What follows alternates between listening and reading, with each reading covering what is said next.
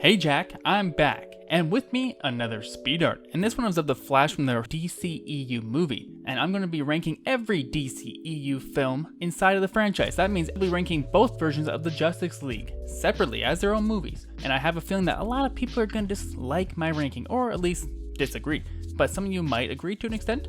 Although, whatever you guys think, it doesn't bother me. I'm just happy to like what I like that other people like things that they like, and if there's some kind of cross-section, all the better. But if not, let's keep it civil. I like conversations and comments just as much as anybody else. And I'd love to hear what you guys have to say about this franchise, as it is coming to an end. I guess Blue Beetle and Aquaman 2 are kind of in the DCEU, although they're kind of being like a little solo films or whatever. So either way, I'd love to see your top 3 DCEU films or your bottom 3 DCEU films, or if you want to rank them all in the comments, I'd love to see it. With that said, from worst to first, let's get to the ranking.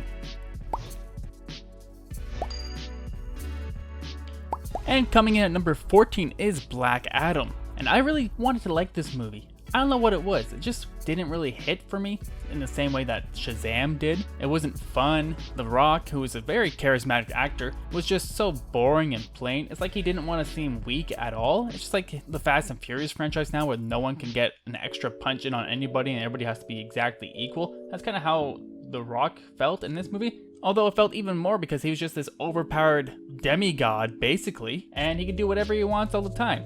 No one can stop him, he just punches people, and yeah, some of the fight scenes were cool, and some of the side characters were interesting, but overall, I don't know, it's very bored, and to me, being bored in a movie is the biggest crime of all time. At number 13 is Justice League. And it makes sense that this abomination is the number 13, unlucky as it is. This film has some stuff going for it, which puts it above Black Adam. Like, it has more cast members to kind of feed off each other, with Ben Affleck, Superman, the whole gang.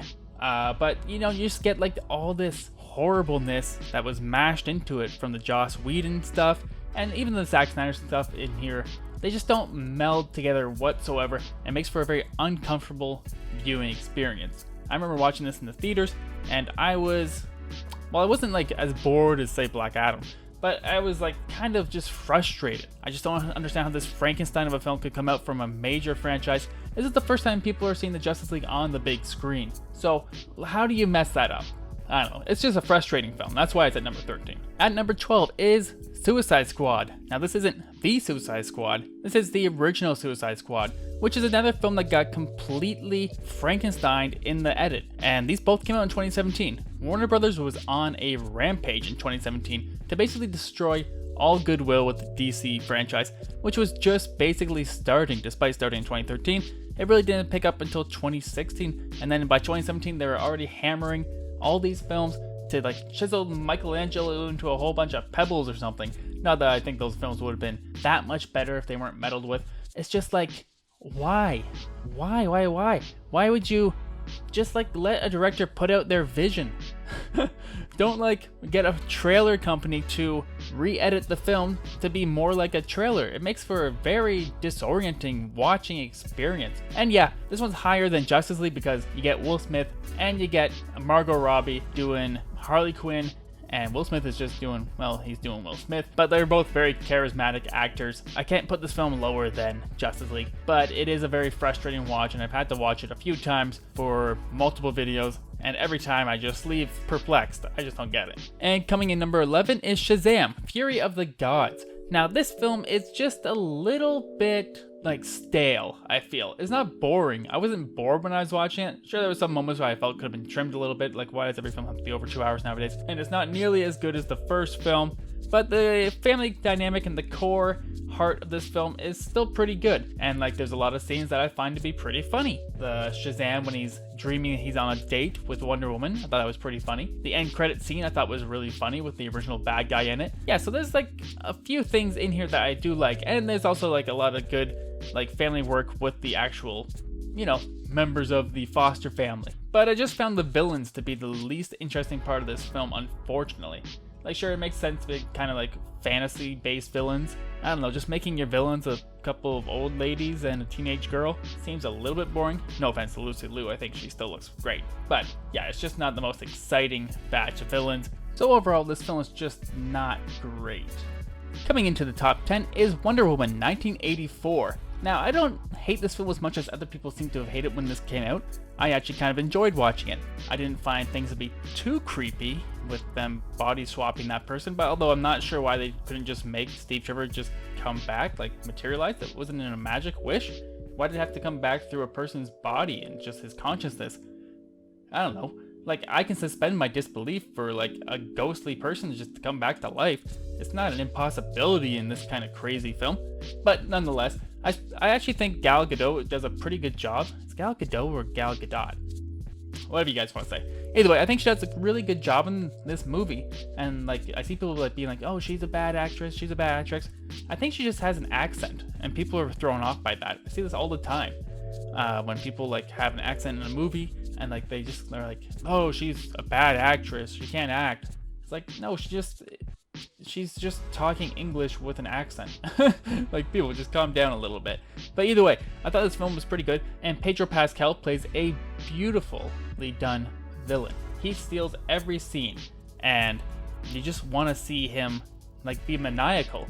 And then the cheetah stuff, I think, falls apart. It's kind of the same as the original Wonder Woman, where like I'm really enjoying this film, and then like the third act kind of falls apart when they have to have like a regular type villain. So there's some stuff that's weird about this film, but I still enjoy it for the most part. It's colorful, it's fun, the soundtrack is good, and you know what, I still have a lot of good memories about watching that trailer, because that trailer for this film, it is amazing. Obviously the film doesn't hold up to that trailer, but if you watch that trailer now, like, I still get hyped just with, I think it's the music, like the cover of Blue Monday or whatever that song is. It's so good. At number 9 is the original Shazam. This is a really good movie. This is just a good, solid movie. So for, like, from here on out, I think everything else on this list is a good, solid movie. I liked Wonder Woman 1984. I liked Shazam: Fear of the Gods enough. But like from here on out, I think these films are like pretty rewatchable going on forward. So Shazam is just like a pretty good movie. This has like pretty low stakes compared to some of the other DCEU films, but the family dynamics work really well here. The introduction of Billy and all that stuff, and the villain is actually pretty threatening. And I think they do a good job of like having everybody team up together and have to like take him down, because it doesn't make him seem like he's a weak villain. It just makes him seem like he underestimated a whole bunch of kids who now have superpowers. And you know, I actually like this film quite a bit. If you haven't seen Shazam, go check it out, it's really good. And at number 8 is Batman v Superman: Dawn of Justice. Now I'm basing this more or less on the Ultimate Cut, which is the version I've watched since seeing it in theaters. And I think it improves a lot of what I disliked of my original watching. You get a bit more backstory, you get a little bit more scenes, you get a little bit more Superman. I actually think this is a pretty solid movie. The tone is consistent throughout, so it's not annoying to watch like Justice League 2017. You know, it's just nice seeing Superman on screen and Batman on screen together. And does it live up to the title of Batman v Superman? It's a 5-minute fight inside of an almost 3-hour long movie. So, not exactly, but it's still fun to see them team up together, save Martha. Yeah, that part is still kind of annoying to watch, that the only thing that brings them together is the fact that their mom's names are similar. Yeah, that still kind of drags it down a little bit, but it's still a pretty good watch. And the nightmare sequence is also so well done. I think Zack Snyder, he is a visionary director, and either you'll like his stuff or you don't like his stuff, but like, I respect his stuff, although I do believe that Watchmen and Dawn of the Dead are both amazing movies. Batman v Superman, if you only ever watched it in theaters and you haven't watched the Ultimate Cut, give it a chance. I think it fixes quite a bit of stuff. At number 7 is going to be Zack Snyder's Justice League. Now this is a huge improvement over the 2017 film. Obviously Zack Snyder had 4 years to think about ways to improve that monstrosity, and he did a really good job. I really enjoyed watching it. Now, I'm not going to rush out to watch it again. It's over 4 hours long, and it really feels like 6 different episodes of a TV show. But that doesn't hurt it, I don't think. Although I had to watch it in, I think it was like 3 different sessions. Me and my friends watched it. It was still pretty good. And like some of the, even just like the scene choices were just better that he chose. I'm not sure which ones were reshot. I'm not sure which ones were brand new scenes that like he scripted and wrote in. But I know that the fans kind of willed it into existence basically. And I'm not going to take that away from people. I do like this movie a lot. There are some pacing problems, mainly because it's close to 4 hours and it should have probably just been 2 movies. And I think that was his original vision for the Justice League films, was to have a part 1 and part 2. But Warner Bros. Made him mash it into one.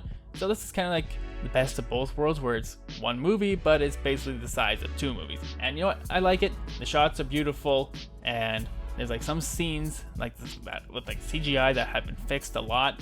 And yeah, I just like the Snyder Cut. At number 6 is the original Wonder Woman from 2017. Now this film came out and it was a pretty big deal, especially because this was like really the first like female superhero mainstream comic book character to come to life on the big screen. Yeah, I know there's other ones before, but like this like broke box office records, at least domestically. Like it was like one of the biggest earning DC films of all time, and it was well done. This is her best role for Wonder Woman. First of all, the action here is tight, the story's tight, and yeah, it falls apart a little bit in the third act, but like meeting up the band of heroes, which is like kind of cliche, but I think they do a pretty good job of like making it kind of their own story here. So yeah, overall I really like the original Wonder Woman, and I kind of wish that the sequel kind of stuck closer in tone to this, but I didn't hate 1994, so I'm not going to complain too much. And coming to the top 5 is Birds of Prey, and the really long title that comes after it. Now, I actually thought this one was pretty good. I don't know what people were complaining about when this came out. It just seems like pearl clutching from a certain group of people, but obviously there's people who didn't enjoy this movie for reasons that are legitimate. But I don't know, I had a fun time with this film. Margot Robbie is great as Margot Robbie. She's great as Harley Quinn, and I think she probably works better as a side character, just kind of thrown in to like have a quip every now and then and do an action scene. But I think this works pretty well for what they're going for. And that's really all I'm going to base my ranking on, is like, does this film work well for what they're going for? And to me, Birds of Prey works pretty well as like her own kind of Deadpool style movie. It's fun, and I just have a good time watching it. I've seen it a few times, and each time I almost like it more each time. At number 4 is Aquaman. This is a film that I hadn't watched until recently. I actually thought it was a lot of fun. I think it was James Wan who directed it, and he just has a lot of like crazy camera angles in it, and it's like never boring. And that's, I remember what I said at the start, like being boring is the worst thing you could ever do ever. Just don't be boring as a movie. If you don't bore me and I'm entertained for 2 hours, I'll give you a thumbs up. And I'm definitely giving this film a thumbs up. You know, not much else is going on, I feel. I don't think it dragged the movie down at all. I still like the movie a lot. Kind of wish I saw it in the theaters, because it seemed like a really action-packed, fun DC film, which was exactly what they needed to put out at that point to kind of just like keep this brand going for a little bit longer. And number 3 is 2013's Man of Steel, the film that started it all. Although I'm not even sure if they even planned to make this the DCEU at the time. I think it just did well enough that they said, we can make this a franchise. That's why there's a 3-year gap until BVS. But nonetheless, I think Man of Steel is completely underrated. I really liked this film. I hadn't seen it since it first came out like 10 years ago, and I didn't love it that much when I saw it. But while revisiting now, I was like, oh, this is actually a pretty interesting take on the Superman origin story. And I think Zod is a force to be reckoned with in this film. Michael Shannon is acting his buttocks off. It's just a really well directed and crafted film with a tight script. Yeah, there's a couple of things that maybe are a little bit too extreme, like Clark's dad dying in the tornado. It works better in this as like a heart attack on the field, because like literally Superman couldn't do anything about that. But he could have just like gone really fast, faster than the speed of light basically, saved his dad, and then just gone back to living, because no one would have seen that blur. It's crazy. But nonetheless, like the shots are beautiful, the dialogue is well written, the stuff like between Clark and his dad is like really well done, minus the death scene. And I think that Kevin Costner steals the show a little bit there, and then Zod steals the show when he's on screen. But I think Henry Cavill does an amazing job as Superman, and I am a little bummed that we aren't getting him anymore, but I am excited for the new DCEU universe that's happening. So yeah, but nonetheless, I feel like this was a solid start to this franchise, and I'm not sure why people lump this in with the weaker films of this series. I think it's pretty good, and I think you guys, if you haven't watched it, check it out. Coming in number 2 is The Suicide Squad 2021. Some people are going to be really upset that this film is this high, but remember, this film is setting out to be a funny, dark comedy with a band of characters that you're supposed to end up caring about. And for that, it does. It works. I think the cold open with all the characters that get blown to smithereens is like really funny. And then once you get to like the real team, there's characters from the first film that he's now making sympathetic, and characters who I did not care for it at all. And then I had me like really upset when they inevitably are, taken out of the team. So, I think there's like a lot of craft put into this film. There's some really good sequences that are really funny, like the showing off their gun shooting skills. I think this is like a really funny, well-crafted film, and I'm excited to see what James Gunn will do with the DCEU franchise, starting from scratch or rebooting from whatever he wants to do. And before I say my number one, make sure you put your own list down below, or your top 3 or bottom 3. I'd love to see them. But coming in number 1 for me is The Flash from 2023. Now, a lot of people are going to be really upset by this ranking, and I'm predicting the comments might be a little upset. And they're going to say, how could you put The Flash? The Flash is awful, blah, blah, blah. And yeah, the CGI in some scenes is pretty awful. The stuff inside of the CGI dome bowl, like when he's going back in time, like those like quick flashes and stuff, that doesn't bother me. I think they should have made it like a clear color, like pure white or pure orange or something, instead of making it colorized like as if it's like real people, because I think that's throwing people off. But like, there's no way that a film could afford to make everything that's rendering going through time like that picture realistic, so it has to be a little bit stylized. So that doesn't really bother me, but there is some wonky CGI with the cameos, and it's not that the CGI is bad. I think the models look good, the suits look good, the textures look good. I think it's the lighting and the way the eyes move, because like eyes don't just like stand still and like look at something. They're usually like looking around and like blinking, and they stutter and stuff. I think that's what's throwing people off, is that the animation is bad. And as an animator, yeah, I think it is bad. Some of the action stuff looks fine, like actually I won't spoil it, but there is a certain version of Superman that's fighting a big spider. That action looks good, but like the close-up on the face looks kind of dead, just because the eye stuff isn't moving. Sorry, I'm getting off track here. Like, that's one like 2-minute section, but for the rest of the film, I actually think it's a really solid film. It's the only DCEU film. DCEU is coming up in 2025 possibly. Yeah, it's the only DCEU film that has actually made me tear up. And it might have just been because I was getting over COVID, but even when I saw it in the theater before I got COVID, I was tearing up in there a little bit too. And then when I watched it at home to like research it better, I was tearing up a lot.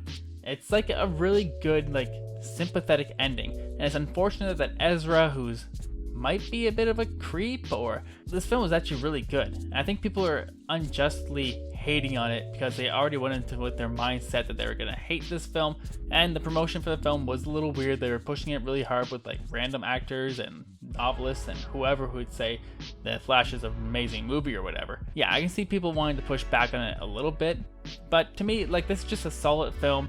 The core of the character works really well here with like his mother, the flashbacks, all that stuff.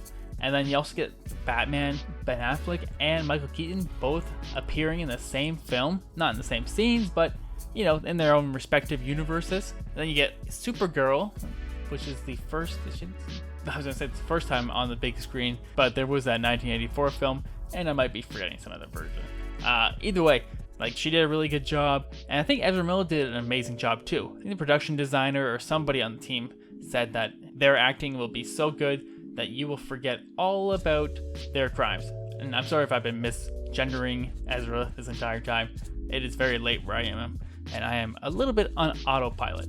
But either way, I don't think it made me forget about their crimes, but it did make me emotional when I was watching it. So to me, The Flash is definitely a really good film, and I hope that people don't hate on it for too long, because I don't want to be the only person who likes this film. So that is my ranking of the DCEU franchise. Feel free to leave your own ranking below. And if you haven't seen it, I have a new animation on my channel going through the Flash's evolution. It's actually pretty interesting, as he has some weird 70s and 90s versions that often get overlooked. So you can check that out on the main channel. Also, thank you to Courtney Westphal for joining the Patreon recently. And until next time, I've been Aaron, and I'll tell you something later.